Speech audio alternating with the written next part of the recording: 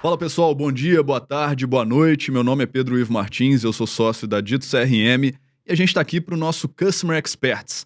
Para quem não conhece, está nos acompanhando pela primeira vez, esse é um podcast, videocast, onde a gente traz aqui lideranças do varejo que de forma geral pensam diferente, colocam o consumidor no centro da atenção e a partir daí começam a pensar nas estratégias, para poder de forma geral aumentar as vendas dentro do varejo.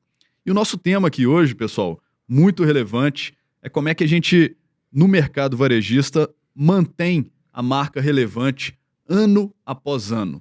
Como é que a gente se mantém relevante para o consumidor.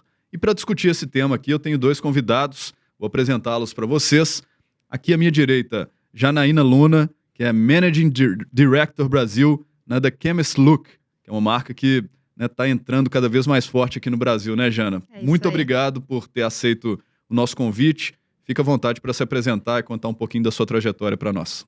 Obrigada, Pedro. Obrigada pelo convite. Prazer, Daniel, estar aqui compartilhando contigo. Eu acho que eu posso dividir minha trajetória em dois grandes blocos. Uma primeira parte da minha carreira trabalhando em grandes multinacionais de propaganda, desenvolvendo branding para marcas relevantes como Pantene. Tive a sorte também de trabalhar no lançamento de uma marca desde o zero, quem disse Borenice, do Grupo Boticário, uma experiência dos meus projetos favoritos da vida. Depois saí desse universo de agência e fui para o famoso outro lado do balcão, para o marketing, e aí desenvolvendo outras marcas também do universo feminino, como a Jogé, que é uma marca importante aí do varejo de moda íntima feminina, e agora no desafio da The Chemist Look, que é uma beauty tech de skincare, uma marca muito inovadora, que chega para dar uma chacoalhada no mercado de gigantes. Espero poder contribuir aqui com a minha experiência, trazendo muito desse olhar do feminino. Posso dizer que já trabalhei com a mulher na cama, na sala, na cozinha, no banheiro, na balada. E essa experiência possa contribuir com o público aqui que está dividindo com a gente hoje. Muito bom. E aqui à minha esquerda, Daniel Zanco, que é conselheiro da Odi Franchising e fundador da Omnibis. Daniel, muito obrigado por ter aceito o convite e estar aqui para compartilhar conhecimento com a gente. Prazer estar contigo, prazer estar com a Jana aqui.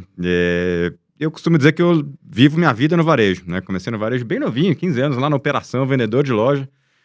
E o que todo mundo tem como passageiro, eu acabei fazendo da minha carreira, né? Acabei depois, rápido, virei gerente, supervisor, executivo de franchising. Eu fui Hering, Arezzo, Porto Belo, Shoe Stock. Atendi muita mulher também e acabei me estudando, me especializando em varejo. Sou administrador, depois fiz MBA em varejo, tenho um pezinho acadêmico. Hoje eu dou aula no MBA de varejo da FIA, no MBA de varejo do MBA USP/EXALC, MBA de franchising lá da FIA também. E empreendi, tive uma empresa de consultoria de varejo e franquia, Universo Varejo, com consultoria e software. E depois que eu vendi essa empresa, mergulhei mais ainda no mundo de tecnologia, fui executivo da Lynx, o maior case de tecnologia para varejo do Brasil. E depois voltei para o que move meu coração, que é olhar a operação, olhar a franquia, por um convite da Hoje Sorvetes para tocar a operação. Fiquei lá como CEO por um ano e hoje estou no conselho. E é um case incrível. Quando cheguei lá, a gente tinha um pouco mais de 250 lojas. Hoje é uma das maiores franqueadoras do Brasil, com 800 lojas. Case super bacana. E hoje eu tenho ajudado outras franqueadoras e empresas de tecnologia a crescer como conselheiro, com consultoria, e foi que eu fundei o Omnibis para apoiar essa turma aí. Muito legal, tenho certeza que vai ser um podcast muito bacana, muita experiência aqui para a gente poder trocar. Só para dar um recado antes da gente começar o debate, gente, para quem está nos assistindo, e curte esse tipo de conteúdo, fiquem à vontade aí para compartilhar, com pessoas que vocês também acham que vão se interessar. E seguir a gente, aciona aí o sininho, curte a gente lá no YouTube para que vocês possam receber sempre as novidades. Nos acompanhem também no Instagram, no LinkedIn, em todas as redes sociais aí para que vocês tenham acesso a esse tipo de conteúdo sempre quando ele for publicado em primeira mão. Muito bem, gente, nós vamos falar aqui hoje sobre como manter uma marca relevante ano após ano. E aí eu queria abrir né, por uma questão mais ampla, para a gente começar a pensar do conceitual, para depois a gente ir mais para a prática, que é um pouco do nosso objetivo aqui, né? Trazer a bagagem prática, a experiência prática aqui para que a gente possa colaborar com quem está nos assistindo. E a gente vê no mercado, né, que muitos consumidores eles têm o hábito de comprar, né, de marcas específicas muitas vezes, né? A gente diz que eles são fidelizados, que eles são leais, né? Aqueles clientes que são, né, como a gente brinca com a Apple, né? O Apple fan, né? Ele não é só um cliente, ele é um fã da marca. Na opinião de vocês, quero primeiro ouvir a Janaína, depois o Zanco. Por que algumas marcas, Janaína, se tornam tão queridas assim para os clientes? O que elas têm de diferente em relação às outras? Eu gosto sempre de pensar que marcas são como pessoas, né? E você pegou o zap daqui falando Apple, tirou o zap e falou, vamos comentar da Apple. Mas a Apple, de fato, ela atende um perfil de pessoas que gosta de um comportamento mais intuitivo, mais inovador. Então, a Apple deixa de lado uma parcela de pessoas que preferem um outro universo. Eu sou uma consumidora super Apple. Esses dias eu fui ajudar alguém com um telefone Samsung e eu não sabia nem mudar a tela. Então, tem uma coisa do produto, o produto ser relevante e atender a sua expectativa. Gosto de dizer também que não tem nada pior do que propaganda boa para produto ruim. E os diferenciais que você vai construindo no tempo, nessa experiência, em todos os seus detalhes, de fato, vão fazer um produto ganhar preferência em relação ao outro. O consumidor está cada vez menos fiel, é importante dizer isso. Então, se manter aí nessa cesta, né, o que a gente chama aí na categoria de beleza, por exemplo, a mulher tem muito, muito produto. Mas se você não está na cesta ali do top 3, realmente você perde muito em consideração. Perfeito. Zan, quero te ouvir sobre isso também, porque a gente vê algumas marcas se diferenciando e a Janaína colocou um ponto aqui importante. Essas marcas, de forma geral, fizeram uma escolha, né? E toda escolha é uma renúncia, como você bem colocou. Falo sim para algo, falo não para várias outras coisas. Você acha que isso é uma pré-condição para que a marca se mantenha relevante e crie uma legião de fãs? Ela fazer uma escolha específica em relação ao mercado que ela vai atender? Ou passa pelo que essa diferenciação, se não for só isso? Eu acho que o caminho da diferenciação tem perspectivas diferentes quando a gente analisa da ótica do varejista e da ótica da marca, do produto. E acho que a Jana aqui, com essa experiência tão grande de criar marcas, né, traz esse olhar aqui de criar o produto, e aí talvez eu possa contribuir um pouco mais com esse olhar do varejista. E sempre vai ser, concordo muito com essa de somar atributos funcionais a atributos intangíveis ali, né? E os consumidores hoje querem se relacionar com quem traz mais do que só esse funcional. A gente vive uma era, talvez, de produtos quase que comoditizados. É cada vez mais difícil, salvo ali, né, o celular, algum produto, categorias mais extremas, mas é cada vez mais difícil eu me diferenciar só pelo produto. A gente vive produtos muito parecidos. Talvez se eu tirar a marca de uma televisão de 50 polegadas da marca A, B ou C, é muito difícil eu saber qual que é uma, qual que é outra. E o que vai definir a decisão de compra do consumidor por uma ou por outra? Talvez vão ser serviços associados a essa compra, vai ser a garantia, vai ser a confiabilidade que eu tenho naquela marca, os atributos que estão associados, além dos funcionais. Todas se conectam à internet, todas têm os mesmos atributos ou muito próximos tangíveis. Um carro popular da marca A, B ou C vão ter o consumo muito parecido, a velocidade máxima muito parecida, a capacidade de porta-mala, os features funcionais são muito parecidos. O que vai decidir a compra talvez vão ser outros atributos. Quando a gente olha lá no conceito de marca, lá os arquétipos de marca, o que cada marca me entrega como mensagem subliminar, e isso passa por fazer escolhas. Não dá para ser o seguro e o radical ao mesmo tempo, não dá para ser, né, o fancy e o conservador ao mesmo tempo.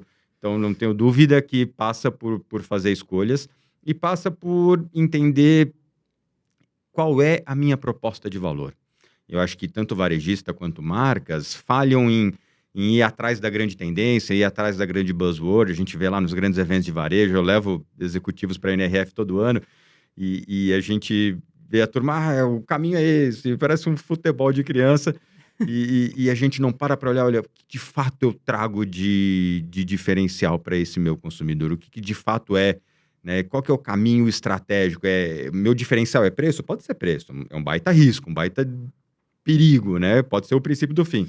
Ou não, meu diferencial é experiência, meu diferencial é status, o meu diferencial é um sortimento incrível, seja como varejista, seja como produto.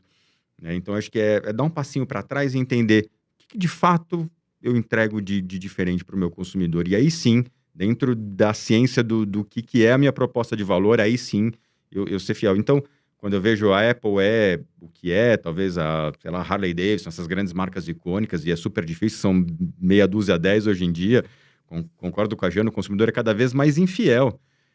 Esses caras têm um mantra ali muito claro ali, tem uma cultura, a Patagônia, esses caras têm um direcionamento muito claro do que eles entregam para o consumidor deles, são muito fiéis e fazem renúncias todos os dias, como você disse. Exato. Mas tem que dar um passinho para trás e entender o que eu entrego, o que o meu consumidor espera de mim, né? Janaína, e pegando esse gancho, né? Você que já participou da concepção de algumas marcas, né? Você contou rapidinho na introdução.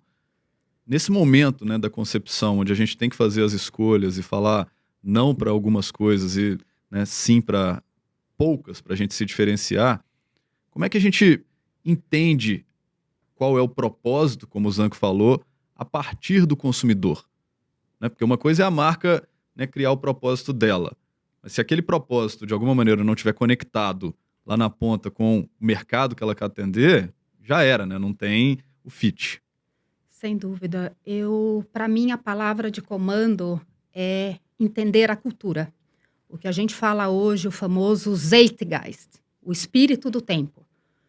O que é isso? Você tem sua proposta de valor como negócio, que eu penso que é muito importante, porque tem marcas que têm uma proposta de comunicação descolada do business e da proposta de valor, e cada vez mais isso acaba sendo percebido, inclusive pelo consumidor, né? O ser e o parecer precisa hoje estar muito conectado, e entender o espírito do tempo faz muita diferença em ativar uma proposta de valor e um posicionamento de uma marca. Então, por que algumas marcas icônicas ficaram para trás?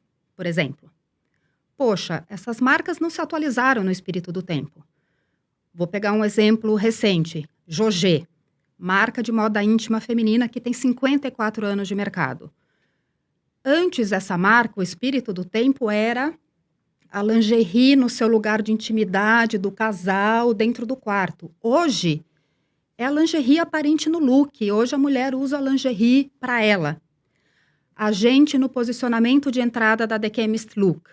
Poxa, uma marca de inovação de skincare. Uma marca que acredita que a idade biológica da sua pele é muito mais importante que a sua idade cronológica. Você pode ter 20 anos e ter uma pele detonada, você pode ter 50 e ter uma pele ótima. Então, o que tem a ver a proposta dessa marca com o espírito desse tempo, que está questionando etarismo, que está questionando verdades absolutas sobre termos como anti-age, envelhecimento? Todo mundo vai envelhecer, gente. Então, vamos envelhecer melhor. Quais são as atualizações dos conceitos que faz que, de fato, uma marca não perca por questão de anos de mercado, né? Não é sobre isso, é sobre estar conectado no momento do tempo. Um exemplo bem simples, estava conversando numa roda de trabalho e o pessoal falando da refilmagem do Pantanal, porque era uma novela icônica da Globo e era uma novela que, de alguma maneira, era menos violenta, menos chocante em assuntos da contemporaneidade, vamos dizer assim.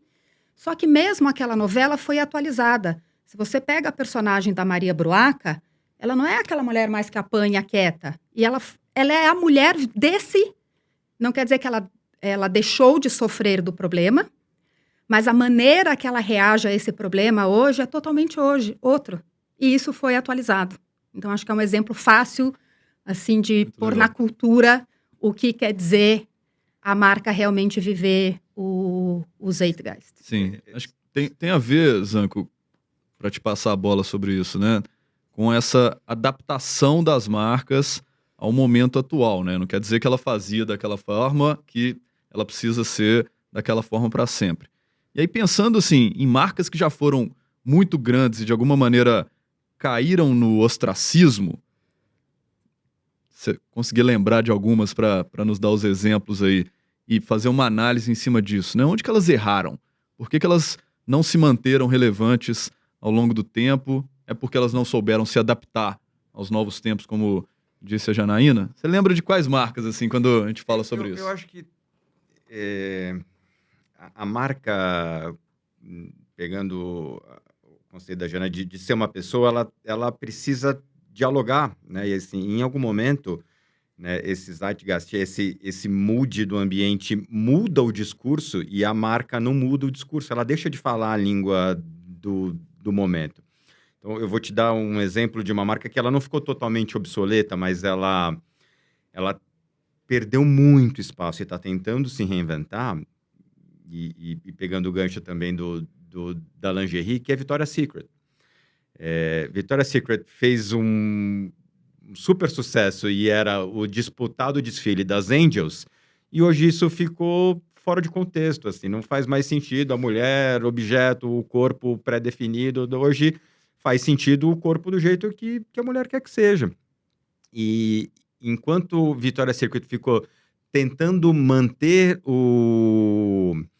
esse mesmo padrão de Angel, e ainda com declarações infelizes do CEO, né, a marca capotou e caiu muito. E aí você via marcas surgindo como Parade, criada por uma menina de 24 anos, estudante de Columbia lá em Nova York, que ela falou, pô, eu quero uma lingerie para quem quiser. E se um cara quiser comprar minha lingerie, ele compra. Você entra na loja da Parade, super colorida, tem um cara usando a lingerie na loja, dentro do material de ponto de venda, tem meninas de todos os perfis diferentes usando o produto no material de comunicação da loja. E aí todo mundo se identifica, a ponto de ver gente na rua com um bottom da Parade, porque não tá aparecendo no look, talvez, tá frio em Nova York, mas ela tem um bottom da Parade de tanto que ela gosta da marca, ela pode dizer, olha, lá por baixo tem Parade. Porque ela tá dizendo, olha, é mais do que um produto, né? É um produto e o que essa marca acredita. Comportamento. E aí, eu lembro que uma vez, quando consultoria, a gente fazia pesquisa de mercado e um cliente nosso nos contratou para fazer uma pesquisa que era dizer, olha, uma marca que já tinha lá seus 25 anos, eu envelheço moda jovem, eu envelheço junto com a minha cliente e começo a fazer um produto mais velho, ou eu vou buscar uma mulher mais jovem e falo para essa minha cliente, olha, eu não sou mais para você, agora eu sou para uma outra mulher. E talvez essas são decisões que as marcas vão precisar tomar. E aí você vê Abercrombie, por exemplo. Né? Se olhar assim, marcas que foram super hype e poxa, perdeu, né? Caiu talvez num ostracismo ali. Você vê que perdeu muito do que era, assim, marcas que quase começam a ser o se você compactua com esses valores, eu não... elas passam a ser quase que ofensivas, esses valores passam a ser quase rejeitados. Mais do que não ser desejados, eles passam a ser rejeitados. Começa a ter uma comissão de... uma legião de haters. Né? Então, passa muito...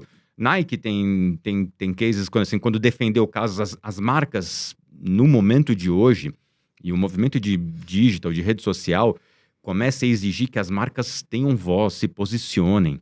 Você vê o movimento da Nike, quando pegou lá o Colin Kaepernick, que é o jogador de futebol americano, que contestava a violência contra os negros, e começou a se ajoelhar no meio do hino nacional, e foi, por pressão do Trump, demitido do time dele. Pegou esse cara, botou em penas de outdoor enormes, botou em página dupla de anúncio e estampou campanha dizendo, olha, acredite em alguma coisa, mesmo que isso signifique por tudo a perder, e aí as ações caíram no dia seguinte, mas 15 dias depois bombaram, porque é fazer a escolha que, como você disse, né? Uma parte talvez falou, não quero, mas para quem acreditava naquela mensagem, fala, putz, cria um vínculo muito grande, muito grande. Fala, pô, agora vale a pena eu pagar mais, porque esses caras são mais do que produto, esses caras são uma identidade comigo. E aí é levar a marca para um outro patamar, de alguém que compactua valores comigo, né? Acho que esse é um grande, né, desafio para todo mundo, chegar a mais do que só produto. Perfeito. Jana, quero te ouvir agora. Primeiro, se você lembra de alguma marca, né, top of mind, assim, que deixou de ser relevante para a gente poder analisar em cima de um caso prático. E segundo, você acha que tem a ver com esses dois pontos, né? Primeiro, de pensar muito no curto prazo, né?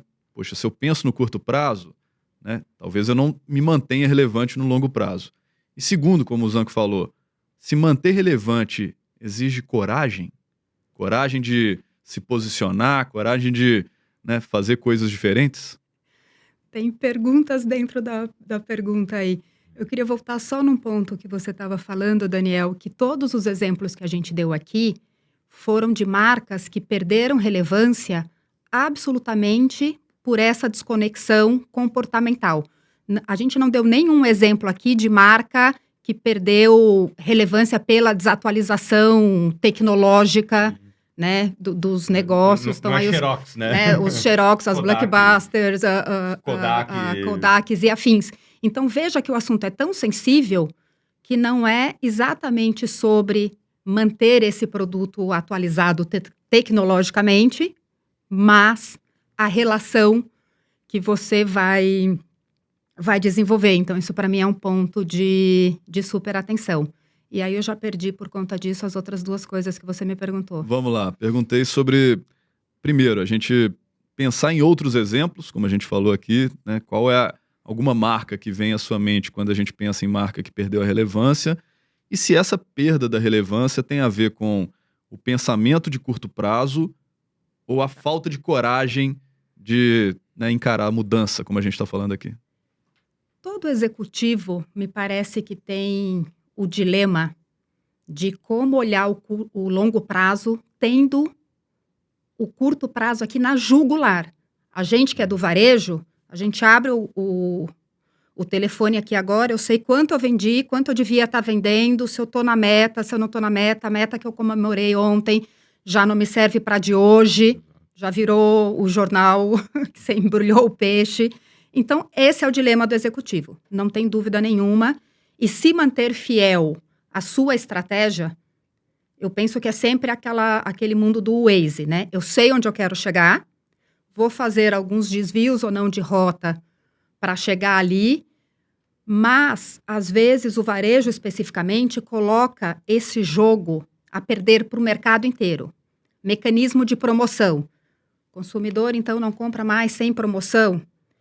Eu gosto de falar dessa relevância da marca, aonde ela perde relevância, nos micros lugares, tá? Então, não vou te dar exemplo, eu comecei voando alto lá, agora eu vou te dar exemplos bem triviais. Legal.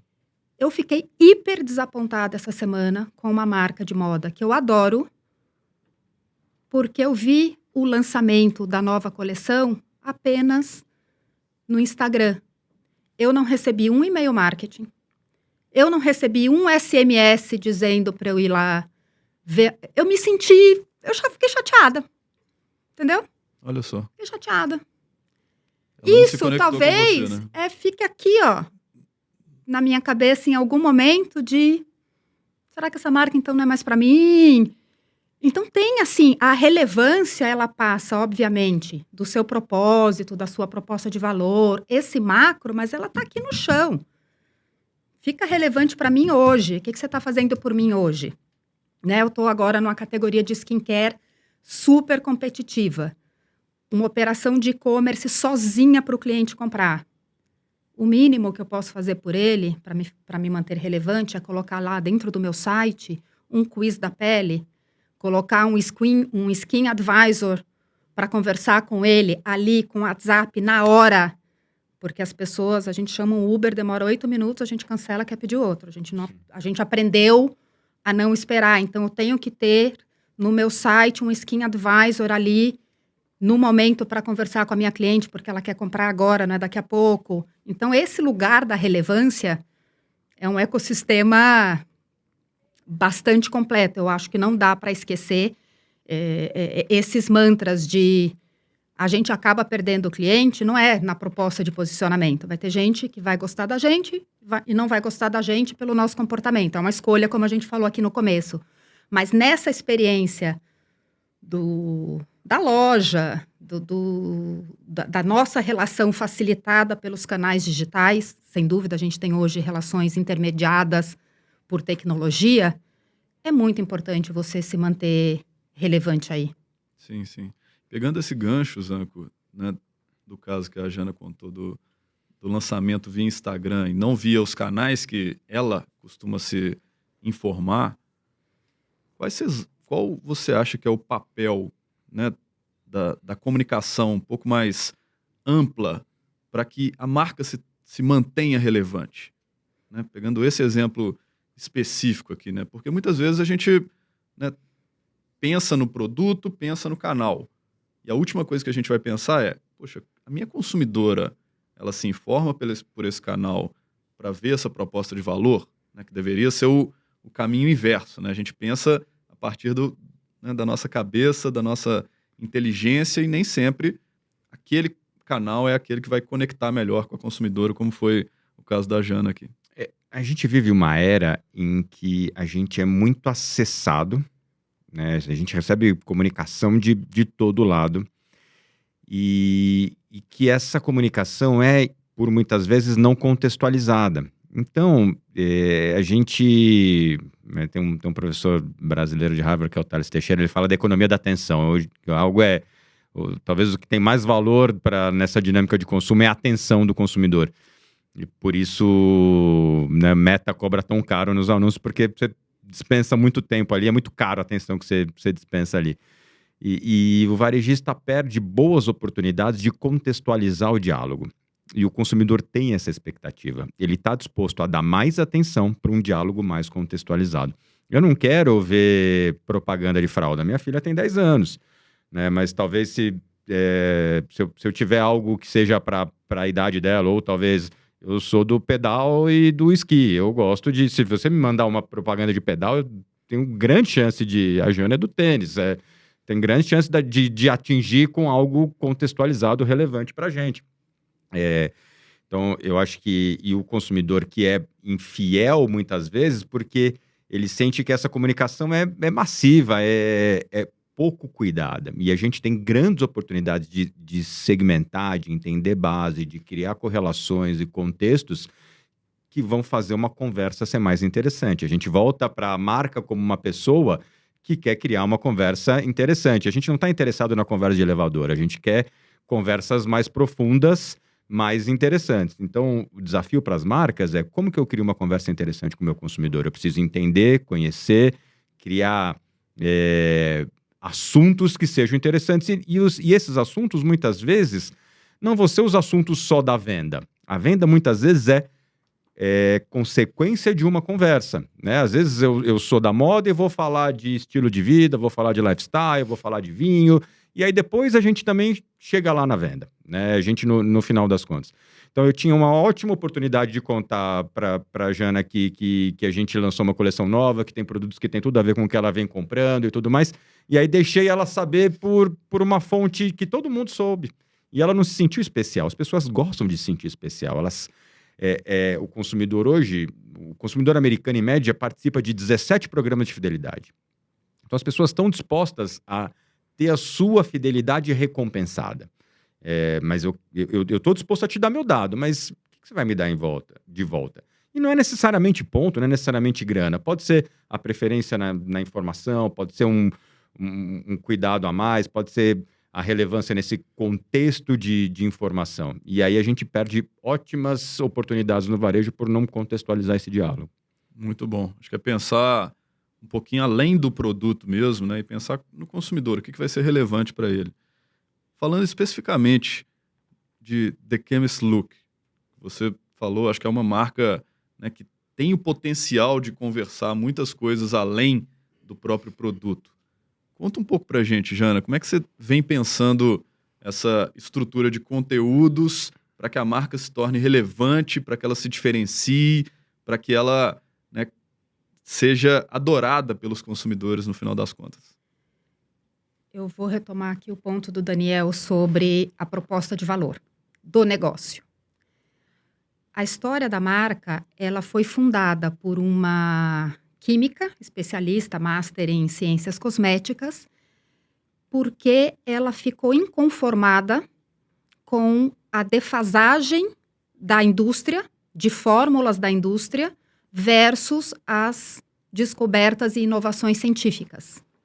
Então, a partir dali, o pensamento de criação desse negócio foi: eu quero usar o que a ciência me garante que funciona, essa categoria precisa desse lugar científico, mas eu não vou ficar engessada nisso.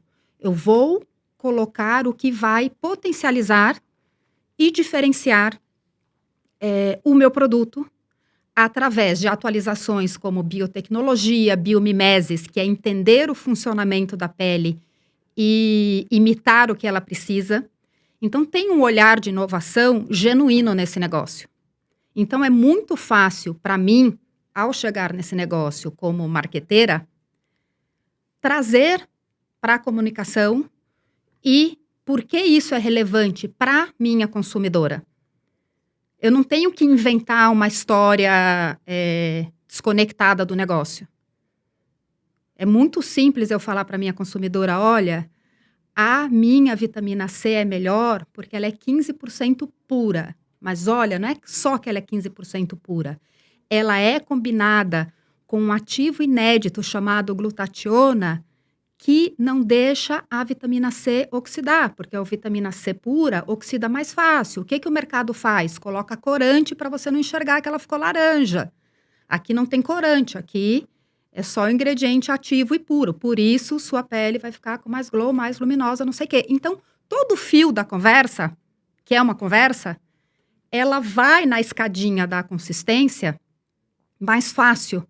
Então, de tudo que a gente falou aqui, tem um pilar para mim que é muito importante, que é a autenticidade da companhia. Não adianta, no caso lá do começo que a gente falou, uma Victoria's Secret, talvez ela tenha grande dificuldade de se reinventar, porque não é autêntico. Ela não tinha outro pensamento de negócio que não fosse o corpo das musas, angels e tal. Então, para ela se reinventar, vai custar mais, porque a proposta de valor dela ficou desatualizada. Então, isso para mim é um ponto muito relevante de, às vezes, uma marca quer emprestar um comportamento só porque também ele está na moda vigente da cultura, mas dentro do negócio ninguém vive assim, ninguém cria assim, ninguém se comporta assim. O jeito que eu vendo hoje um booster de skincare, ele é verdadeiro na forma que ele foi criado. Eu não preciso inventar essa história sem base verdadeira. Sim. Zanco, você acha que tem a ver realmente com essa questão da legitimidade, né, de onde a marca vem, né, a história que ela vai contar, e se, né, puder falar um pouquinho hoje também, como é que ela está nesse contexto, que eu acho que seria interessante a gente trazer, né, para exemplos mais práticos. Como é que a Hoje Sorvete usa isso dentro da sua comunicação, como é que ela se posiciona? Você sabe que eu acredito muito que tem a ver com legitimidade. Quando eu fotografei na vitrine de uma Victoria's Secret uma manequim totalmente fora do padrão, né? Victoria's Secret, soa muito fake, assim, soa muito forçado, assim, soa muito peça de comunicação. E na Hoje, os fundadores têm muito claro. Eu ontem estava numa reunião de conselho discutindo, gente, olha, a gente está muito mais barato. A Hoje tem um lance muito interessante, para quem não conhece, convido vocês a conhecerem. É um case de desintermediação. É no-brainer, assim, porque é uma loja só de sorvetes, vende super bem, e o produto tem uma altíssima qualidade quando você compara com as grandes multinacionais, assim, teste cego, quantidade de sólidos, todos os testes, a qualidade do produto é superior, só que o preço é infinitamente inferior. Então, as pessoas até compram o produto achando que vai ser inferior porque é muito mais barato. Mas quando provam, ficam, caraca, sério? Então, assim, os ingredientes. Mas por quê? Porque é um negócio de muita escala e a eficiência são 800 lojas. Então, quando que bom Nestlé vão entregar numa padaria, entregam 3 caixas. Quando hoje vai entregar numa franquia, entregam 300 caixas. Então, assim, a eficiência é brutal, né? Diferença. Então, o custo, né, por conta dessa eficiência, e aí tecnologia na produção e tudo mais, é muito mais eficiente, consegue ser muito mais barato. E entregar um produto de qualidade, dar acesso a pessoas de baixa renda a um produto de qualidade, está muito no DNA dos fundadores. Então, eu ia dizer que eu dizia, gente, a gente está muito mais barato, tem espaço para aumentar. É uma briga, porque os fundadores, não vamos aumentar, mas e o pai de família que chega com R$20, ele precisa conseguir comprar. Assim, o dar acesso tá no DNA isso é transparente, assim, o board briga por dar acesso. Eu não quero, porque são 800 lojas e loja na Vila Nova Conceição e loja na periferia da periferia, na comunidade. Uhum. E todas performando bem. É muito democrático o produto. E tá no DNA ali, eu preciso que todo mundo consiga comprar. Não quero que esse cara da comunidade não consiga mais comprar. Então, e a família defende isso com unhas e dentes. Então, se a gente conseguir eficiência, se a gente conseguir mais, vamos repassar para o consumidor, deixa ele comprar mais. Vamos aumentar o ticket médio. Tá todo mundo ganhando dinheiro? Não preciso ganhar mais. Tá todo mundo ganhando dinheiro. Então, deixa o consumidor feliz. Perfeito. Isso é legítimo. Legal. Acho que sem legitimidade tudo vira fake, né? Como a gente falou. Agora, eu quero entender, assim, tem aqui, provavelmente nos ouvindo, marcas cinquentenárias, marcas de décadas de história.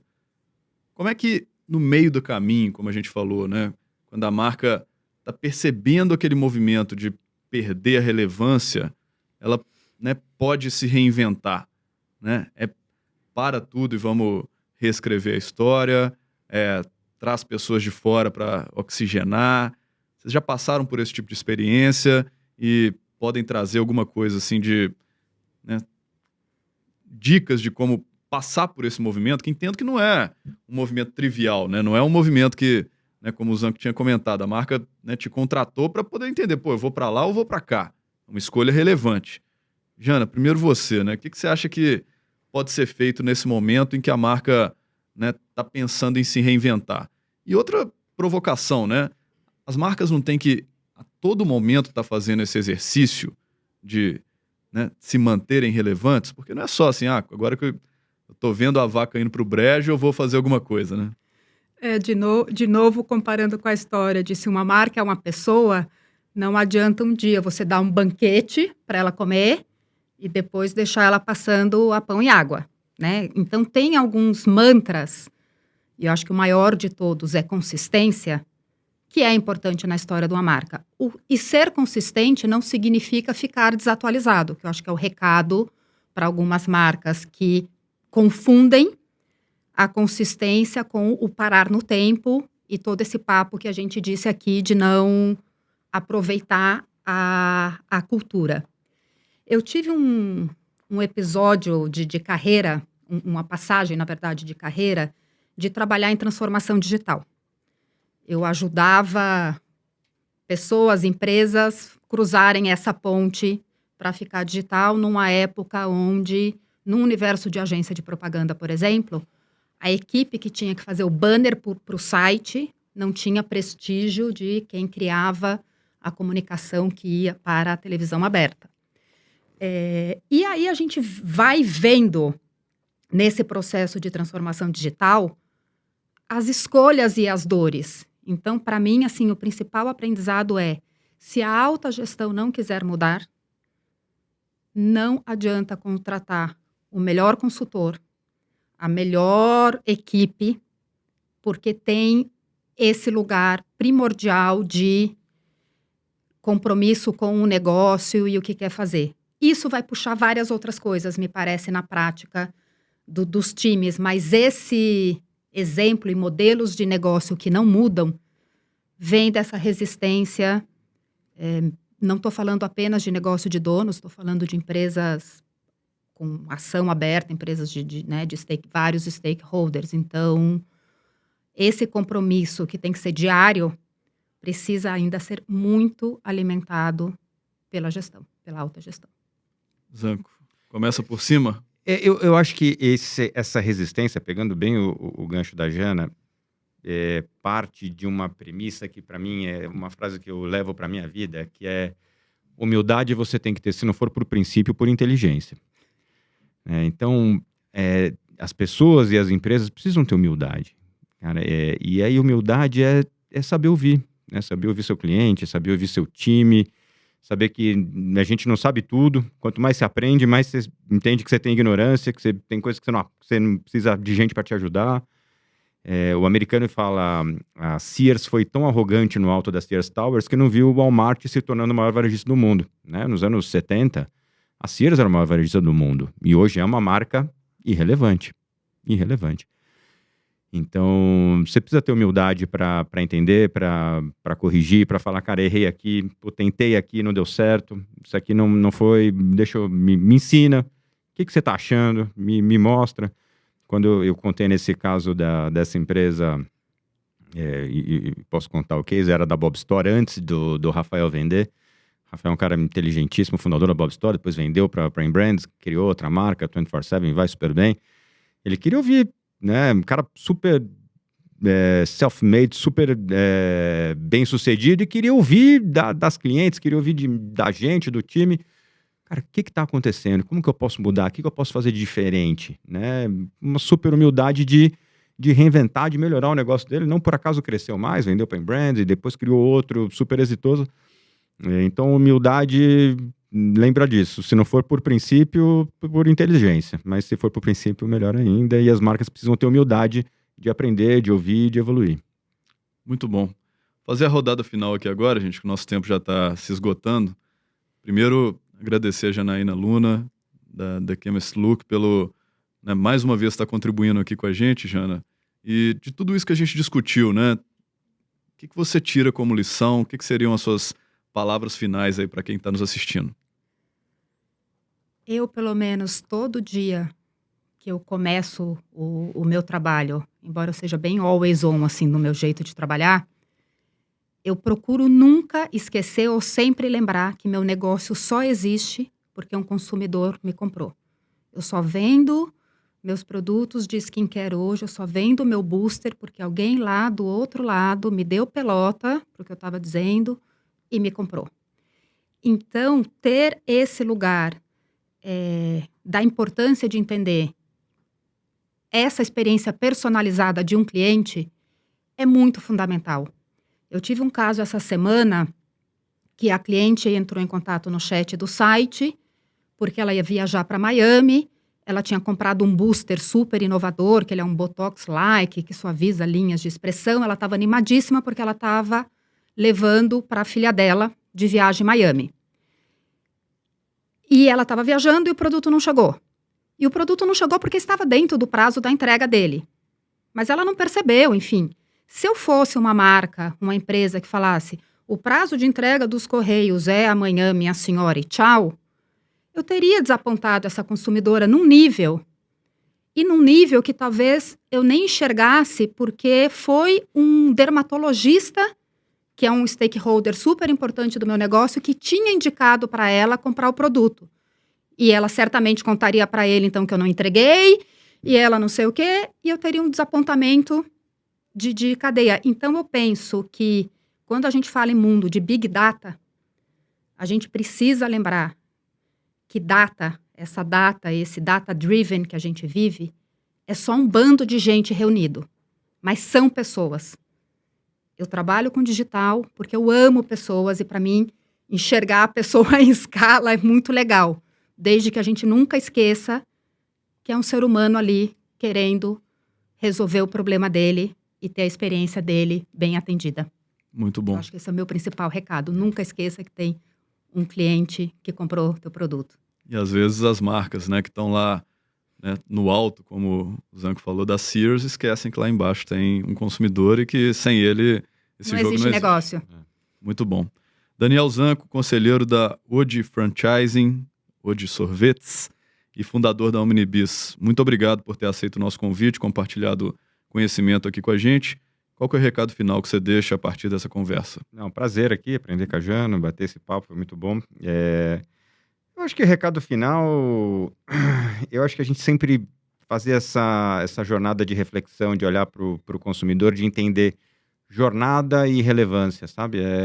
Qual que é o caminho do consumidor? Como que eu gero valor para ele? Como que, né? O gringo tem uma frase muito boa que é walk a mile on my shoes, né? Cara, calça o sapato dele, faz o caminho dele, como que ele chega até você, quem são as opções que ele tem de escolha, o que ele leva em consideração na hora de escolher, o que é importante para ele, qual que é a mensagem, né? E entende esse consumidor, vive um pouco a vida dele, senta lá na cadeira dele. Acho que isso vai te ajudar muito como marca, como empresa, como negócio. E aí você vai tomar decisões muito mais assertivas. A gente tende a olhar sob a nossa ótica, né? Vamos olhar mais sob a ótica do nosso cliente, e aí a gente vai conseguir construir relações melhores, diálogos mais fortes e relações melhores, mais lucrativas. O exercício de humildade também, Zé? Eu acho que a humildade sempre, né? Vai fazer... esse recado da humildade vale para a vida, né? Vamos ouvir, vamos achar que ninguém sabe de tudo não, gente. Vamos parar para ouvir, aprender. Tem muito para aprender com todo mundo. Né? Com todas as... Eu ouvi uma outra ótima, que tem muita gente reclamando do home office, mas tinha muita gente que presencialmente já era um home office, né? O cara estava no escritório, mas nunca conversou com o assistente, nunca bateu um papo com o analista, nunca foi lá no cafezinho. Então vamos conversar com o time, vamos ouvir as pessoas, vamos ouvir o cliente, vamos descer lá na lojinha, vamos esquentar um pouquinho a barriga no balcão, porque isso, eu digo assim, eu ter vivenciado loja, cliente, calçado sapato no pé de cliente, me dá às vezes um conhecimento melhor que o MBA, que a extensão que eu fiz nos Estados Unidos, sabe? Viver loja é fundamental. E uma legitimidade para poder também trocar e enxergar isso e provocar as pessoas. Muito bom. E eu digo que nem sempre o que nos trouxe até aqui é o que vai nos levar daqui em diante, né? Então, acho que esse exercício da humildade e, ao mesmo tempo, de estar próximo do consumidor, entender o que ele está precisando e, né, o que ele está mudando em termos de comportamento também é muito relevante. Muito bom, gente. Acho que foi um debate muito legal. A gente discutiu aqui sobre, né, como as marcas se mantêm relevantes ano após ano. Espero que vocês todos tenham gostado. Para quem está nos assistindo, né, fiquem à vontade aí para acionar o sininho, deixar o like no vídeo, né, e nos acompanhar com as novidades que a gente sempre vai estar publicando aqui em todas as nossas redes sociais. Espero que tenha sido, né, um conteúdo relevante para todos. E fiquem também à vontade, pessoal, para nos sugerirem novos temas, né? Vocês têm aí as plataformas também para poderem interagir junto com esses conteúdos. E a gente sempre está buscando aqui temas e lideranças de varejo, né, que possam estar aqui e compartilhar conhecimento útil para todos. Muito obrigado pela presença de todos. Espero que tenha sido relevante de novo. E até a próxima, pessoal. Tchau!